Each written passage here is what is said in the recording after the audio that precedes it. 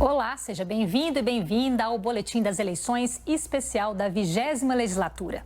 Recebemos aqui no estúdio os parlamentares eleitos. Queremos saber quem são, o que pensam e o que pretendem conquistar com os novos mandatos, além da expectativa política para o ano que vem. Comigo aqui no estúdio, Cristiano Silveira, do PT. Nasceu em São João del Rei, graduado em Filosofia e pós-graduado em Planejamento e Gestão. O deputado Cristiano Silveira assume em 2023 seu terceiro mandato na Assembleia. Ele ocupa atualmente a presidência do Partido dos Trabalhadores em Minas Gerais. Olá, deputado. Parabéns pela reeleição. Obrigado. Bom dia, prazer estar aqui com vocês. Deputado, será o terceiro mandato, né? Terceiro. Qual que é a expectativa? Como é que o senhor vê essa continuidade de trabalhos aqui na Assembleia? Eu acho que o nosso mandato ele teve dois pilares, né? O olhar local, que é um mandato municipalista. Minha trajetória como vice-prefeito, vereador, me fez ter um olhar muito sensível às questões municipais, aos municípios, que é onde a vida acontece, né? Então, a gente nunca abriu mão de ter atuação local, conseguir recursos, defender o interesse dos municípios. E o outro são as pautas, a agenda legislativa, os projetos que eu tenho defendido aqui na casa. Nosso mandato virou uma referência na questão da inclusão social, das pessoas com deficiência, das pessoas com autismo.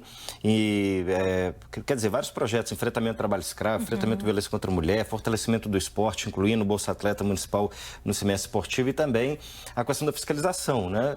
Nós vamos continuar o trabalho de fiscalização e de denúncia quando ocorrerem os absurdos, como ocorreu no governo passado. Então, nós vamos continuar denunciando o que estiver errado. Claro, nós não vamos fazer oposição radical, né? Contra Minas Gerais, evidente, nós temos responsabilidade com o Estado, mas nós vamos denunciar muita coisa errada, continuar denunciando coisa errada que tem acontecido, aconteceu no governo passado, e se continuar, nós denunciaremos também.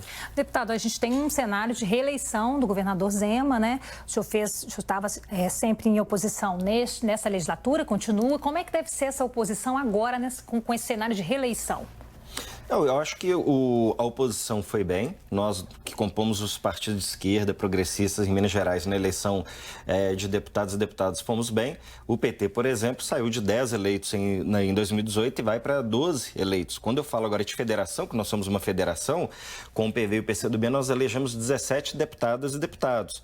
E quando a gente olha o resultado da rede, que está mais neste campo, com o PSOL e com outros partidos, eu acho que nós teremos uma boa bancada, uma bancada expressiva numericamente e uma bancada de consistência ideológica maior, e que isso também é importante, que vai ajudar nesse posicionamento. São deputados que têm perfil de combatividade, então acho que teremos uma Assembleia extremamente atuante nesse sentido da fiscalização. Pois é, nós temos mais deputadas, né? 15 deputadas, e temos também essa questão que o senhor falou das pautas ideológicas, né? Deputadas LGBTs, deputadas que defendem a população, as mulheres negras, né? As minorias. Quer dizer, o senhor acredita que é nesse sentido que a oposição deve trabalhar ideologicamente? Não só nas chamadas pautas de minorias, né? Mas também em assuntos relacionados ao desenvolvimento econômico do Estado, alternativas econômicas, a sustentabilidade, né, a defesa do meio ambiente. Então, acho que nós temos aí um conjunto de pautas que nós queremos tratar. Além dessa, do enfrentamento à violência contra as mulheres, da questão da igualdade racial, do combate ao racismo, da questão LGBTQI e tudo, mas também avançaremos numa outra agenda econômica de desenvolvimento para Minas Gerais. Hoje, a gente fala muito, olha, Minas é extremamente dependente da mineração. Sabemos que é importante, tem uma importância econômica, mas não pode ser só isso. E hoje o que a mineração já representa no Estado já não é tão relevante como foi no passado, em termos da composição da economia mineira. E mesmo assim, a forma que a mineração vem sendo feita, ela não atende o que a sociedade precisa, de respeito à vida humana e respeito ao próprio meio ambiente, à diversidade. Então, queremos também fazer um debate da economia mineira. Então, acho que vai ser uma bancada muito qualificada. Eu acho que ela vai colaborar demais no processo legislativo aqui na casa. Uma pauta importante aí é a recuperação fiscal, que está travando, inclusive, o projeto do governador, trancando a pauta do plenário. Quer dizer que essa discussão deve se iniciar a pretensão que inicie até esse ano. Como é que isso deve ser discutido na próxima legislatura? Eu acho que nós vamos ter alternativa, porque essa questão do regime de recuperação fiscal é uma agenda econômica de Paulo Guedes, de Jair Bolsonaro, que impõe sacrifícios extraordinários ao povo, né? Congela salário de servidor, suspende convênio, não faz concurso. Então, assim, é um negócio terrível. Como eu acredito na eleição do presidente presidente Lula, nós teremos uma outra possibilidade de negociação da dívida dos estados. O presidente Lula esteve aqui em Minas Gerais, o que ele falou na coletiva? No dia seguinte que vencermos as eleições, nós chamaremos todos os governadores, dependente do partido, para conversar, para a gente poder saber qual que são as principais pautas que o Estado tem para a gente poder tratar. Lembrar também que o Estado tem alternativa, e a gente já disse muito isso aqui na Assembleia. Quando a Câmara aprovou a lei que permite a renegociação da dívida dos estados, necessariamente o Estado não tem que aderir ao regime de recuperação fiscal. Então, acho que é mais uma vontade ideológica do governo do que necessariamente o caminho para a gente poder ter alternativa da questão econômica do Estado. Mas, enfim, o presidente Lula estando eleito, nós vamos ter aí possibilidades e alternativas para poder rediscutir a dívida de Minas. Há outras pautas também, como as próprias privatizações mesmo, são outras pautas que a bancada de oposição deve vir. Seremos contrários. Por quê? Porque está comprovado que as nossas estatais são eficientes na lógica da economia, né? Elas não são deficitárias, elas não dão prejuízo ao Estado, elas têm bons resultados. O problema é que elas acabam atendendo muito ao interesse dos acionistas, como a Petrobras está sendo utilizada a nível nacional por Jair Bolsonaro, e pouco ao interesse da população. Eu acho engraçado quando o governador fala assim, o problema da CEMIG é que a CEMIG é um cabide de emprego. Ele é o chefe da CEMIG. Se ele tem notícia, informação de cabide de emprego, ele tem todo o poder e condição de tomar a decisão e demitir quem tem que demitir, trocar quem tem que trocar. Então, quer dizer, o presidente da empresa é nomeado por ele. E a CEMIG está comprovada, é uma das principais empresas hoje. Toda a recomendação de corretora na Bolsa de Valores, recomendações da CEMIG, não faria se fosse uma empresa ruim. Ela tem bom desempenho, né, nos institutos que fazem a avaliação. E o mundo todo caminha para outro sentido. Setor estratégico, como energia, como água, né, recursos naturais que são estratégicos, você não passa mais pela iniciativa privada. Isso continua ainda tendo a participação majoritária do Estado, porque é estratégico, o próprio nome fala. Então, acho que a desestatização da CEMIG, por exemplo, vai pôr uma mixaria no cofre do Estado, daí um ano ela vale muito mais do que isso. O que ela aporta no cofre do Estado, da parte dos lucros e dividendos, é muito maior. O que tem que corrigir é a eficiência na prestação de serviço para a população, seja Copasa, seja CEMIG, qualquer estatal. Agora, deputado, o senhor como presidente do Partido dos Trabalhadores em Minas, o senhor está no vai iniciar o terceiro mandato, quer dizer, pegou esse início também em que não havia uma polarização tão clara, depois a polarização se definindo maior e agora ganhando mais força. Como que é atuar politicamente, sendo uma dessas forças, né, nesse cenário no Legislativo Estadual? Olha, eu nunca me furtei também a fazer o debate nacional aqui na Assembleia, né? Minas Gerais não é uma ilha, nós não estamos flutuando, do qual os assuntos nacionais não têm impacto e reflexo aqui conosco. Tanto eu, que pertenço a um campo progressista, um campo da esquerda, e os colegas deputados que estão no outro polo também fazem aqui cotidianamente. Então, acho que a gente precisa trazer para Minas Gerais também esse debate da questão nacional. São dois projetos muito claros. Quando a gente tem um projeto que hoje está sendo representado pela candidatura do presidente Lula, que governou esse país por 8 anos, e o projeto do atual presidente, que termina o mandato com 4 anos. É muito fácil. É só as pessoas analisarem o que foi um, o que foi outro. Este lado de cá, o lado deles, a radicalização parte do lado deles. Você não vê dizendo o seguinte, olha, apoiador do presidente Lula foi lá e matou, agrediu, esfaqueou, deu paulada na cabeça do apoiador de Jair Bolsonaro. A violência parte de um lado para o outro. Não há essa polarização que eles tentam colocar do ponto de vista dos extremos, de ambos os lados. Tem do lado de lá para o lado de cá. Então, mas é possível, porque a gente que vê de fora, eu acho que é uma dúvida de muitas pessoas, né? Diante desse cenário de acirramento, de violência política, como atuar, né? Ainda mais o senhor, que é representante de um partido, né, de uma dessas extremidades, como atuar, como se posicionar sem violência e com, né? A diferença das duas campanhas, ela começa quando a gente fala sobre a verdade. O lado de lá não tem o que dizer em termos de verdade. Então, cria uma indústria de mentira. Uma eleição que se pauta, olha, nós precisamos embutir na pessoa, no cidadão, o medo. Se eles vencerem, eles vão fechar igrejas. Se eles vencerem, vai ter banheiro para menino e para menina. Se eles vencerem, o país vai virar comunista. É como se eles estivessem dizendo sobre um grupo político, um partido e um candidato que nunca governou o Brasil. Nós governamos esse país 8 anos com o presidente Lula. No caso do presidente Lula, não teve fechamento de igreja, pelo contrário, garantimos liberdade das igrejas. Não tivemos comunismo instaurado, tivemos um consumismo instaurado. Né? As pessoas compraram carro, compraram casa, viajou para a Europa, para a Disney, o povo, né, comia melhor, vivia melhor. Então, quer dizer... cuidamos do país. E o Brasil, se eles vencerem, vai ter banheiro de menino, inventa esse negócio de kit. Então, assim, eles criam um conjunto de mentiras para tentar embutir o medo na população e tentar vencer pelo medo. Do lado de cá, quando a gente fala do que nós estamos propondo, que nós vamos fazer, são questões concretas, são questões verdadeiras. Então, acho que a grande diferença é essa. Nós vamos continuar enfrentando essa campanha com muita coragem, pautando o nosso debate pela verdade, até mesmo quando a gente diz coisas que podem não parecer agradáveis, são verdades.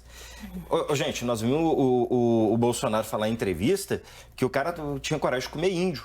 Eu achei que isso era figura de linguagem, achei que esse cara é força de expressão, né? Quando eu assisti o vídeo, eu falei que isso aqui é sério. Isso é sério. Um sujeito que defende tortura, e não é fake news, acha que a ditadura matou pouco. Um sujeito que diz que toparia comer carne de índio, que teve relação sexual com animal, que a gente chama de zoofilia. E aí é surreal quando a pessoa fala assim, não, mas eu vou votar nele por causa da família, porque ele defende a família. Peraí, o sujeito topa comer índio, transar com animal, tá na terceira mulher. Que família é essa? Mas você acredita, então, por exemplo... Aí quando eu digo essas coisas, eu quero que o telespectador entenda, não é fake news, é verdade. Quando ele fala, esses caras vão fechar a igreja, é fake news. Não tem um lugar que o Lula disse isso, até escrito isso. Quando eu falo que esse sujeito, ele tem traço do canibalismo, que ele transa com animal, tudo, só pesquisar na internet, tá lá que saiu da própria boca dele. Então, o senhor foi presidente da Comissão de Direitos Humanos, é membro da Comissão de Cultura e também da Comissão de Constituição e Justiça, que é a porta de entrada dos projetos aqui na Assembleia, né? Como é que é a perspectiva do senhor para a próxima legislatura em relação às comissões mesmo? Nós temos 22 comissões temáticas, né? Uhum. Que os temas todos podem ser melhor trabalhados. Como é que fica essa perspectiva? Não, isso aí a gente só vai conseguir discutir depois da formação dos blocos, né? Porque nós temos que saber quantos blocos nós teremos, qual que vai ser o tamanho do nosso bloco. A partir do tamanho do nosso bloco, a gente tem aí pelo regimento, né, uma possibilidade de pedida, que a gente chama, né, na questão do revezamento das comissões. Então, acho que isso tudo a gente vai ter que discutir depois num outro momento. Nós estamos muito focados na questão da eleição, sabe? A nossa bancada, os nossos deputados eleitos, atuais deputados, estão muito focados em mudar o Brasil, em vencer as eleições e acabar com esse período tão difícil para nós, de tanto sofrimento. Então, depois do dia 30, com a vitória do presidente Lula, né, o nosso objetivo aí nós vamos sentar para discutir sucessão da mesa, formação Eu ia perguntar para o senhor da mesa, porque a mesa também, o senhor já foi o segundo vice-presidente, né? A mesa também é importante para esse trabalho das forças aqui, né? Eu particularmente, eu sou um bom jogador, jogo qualquer posição que precisar. Se o nosso grupo, né, a nossa federação precisar que a gente jogue na mesa, que a gente jogue na presidente da comissão, apenas sendo membro, eu estou à disposição. Mas isso tudo nós vamos tratar mais adiante, depois vendo aí quais que são as expectativas de cada deputado que compõe o nosso bloco com relação à atuação nesses espaços, né? E aí acomodando, pensando nos revezamentos, então eu acho que vai ser muito tranquilo. Mas agora o foco é até dia 30. Presidente. Agora, deputado, para os deputados que estão voltando para a Assembleia e os novatos, esse cenário que a eleição deixa, né? Qual que é o perfil do eleitorado mineiro em cada região, em cada cidade? Isso é muito importante para a atuação de vocês também, né? Mas não é isso a questão principal, não. Eu acho que o mineiro, ele tem uma forma peculiar, né, de pensar politicamente. Além de você ter identidades regionais, por exemplo, quando você vai mais para o norte de Minas, uma identidade que se aproxima do Nordeste. Você vai mais ao sul, uma identidade mais sulista, mais paulista. Você vai para a Zona da Mata, um pouco ali com influência um pouco do Rio de Janeiro. Então você tem elementos da cultura, mas o perfil do eleitor mineiro, ele é o perfil seguinte, que você não põe cabresto no mineiro, né? Não adianta o governador agora chamar prefeito, mandar prefeito pressionar a sua população a votar no candidato dele. O mineiro tem a sua forma de pensar, a sua liberdade. Que é o mineiro vota para presidente no partido A, mas vota para governador no partido B, e vota para senador no partido D, e vota nos deputados, tudo, né? O mineiro ele tem a sua forma de construir o que ele entende que é o cenário, esse arranjo. Então, acho que nós conseguimos transmitir bem a nossa mensagem para o eleitor mineiro. Eu acho que o fato de a gente ter eleito a maior bancada de deputados e deputadas pela segunda vez mostra um pouco essa conexão que nós temos, que o mineiro gosta do PT, gosta da federação do parlamento, sabe que nós temos aí um trabalho muito bom feito, realizado, entregue e também a ser feito aí para o futuro, né? Ok, deputado, muito obrigada pela participação. Não quero falar mais da eleição. Vamos Nós já estamos aí vivendo as eleições, né? E que os reflexos sejam bons aí para o parlamento nosso. Isso, mas vai ser. Eu estou muito entusiasmado. E trazendo as pautas todas aí que o senhor disse já, né? Que já são... o senhor aprovou a criação do Bolsa Atleta Amador em Minas, né? Foi. O programa de prevenção ao suicídio policiais também, que foi muito projeto importante também. Né?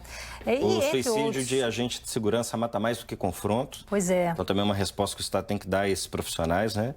Que passou pelo plenário, o autismo também, né? Nas placas de atendimento prioritário. E também agora o plano estadual que a gente precisa aprovar para entregar para o povo mineiro, né? Plano estadual do atendimento integralizado para os autistas, garantindo o diagnóstico precoce, garantindo o atendimento multidisciplinar quando o encaminhamento para as terapias, né? O acesso aos medicamentos, momentos que tem que ter medicamento de alto custo, temos que avançar na questão da educação inclusiva, com professores de apoio, né, formado. O Estado de Minas ainda está muito mal nesse sentido, na pauta da agenda da educação inclusiva. Nós temos que avançar. Então, tem muito serviço, né? Muito trabalho. Muito obrigado. Parabéns novamente pelo novo mandato, terceiro mandato, deputado Cristiano Silveira. Estamos aqui, então, para receber todos os parlamentares eleitos, os reeleitos, ouvir um pouquinho das expectativas para a próxima legislatura.